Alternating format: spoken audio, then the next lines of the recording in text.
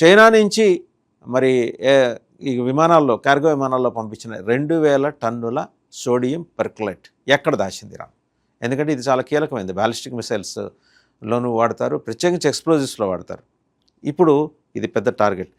And America radars కానీ Israel radars కానీ వీళ్ళు ఎక్కడ ఇది దాచిపెట్టారనేది అందట్లేదు. బట్ ఇక్కడి నుంచి చైనా నుంచి మాత్రం ఆ 2000 టన్నులు ఎగుమతి అయింది, కార్గో విమానాలు తీసుకెళ్ళాయి అనే దానికి సంబంధించిన విజువల్ ఫుటేజ్ అయితే అమెరికా దగ్గర ఉంది, ఇజ్రాయెల్ దగ్గర ఉంది. ఇప్పుడు అదే ఆందోళన కలిగిస్తుంది. ఎందుకంటే ఈ బయటికి కనిపిస్తున్న ఈ 2-3 అణు కేంద్రాలు, నతాన్స్ కావచ్చు, లేకపోతే ఎఫ్సహాన్ కావచ్చు, ఫోర్డో కావచ్చు, ఇవి ఇంకెక్కడైనా ఉన్నాయా?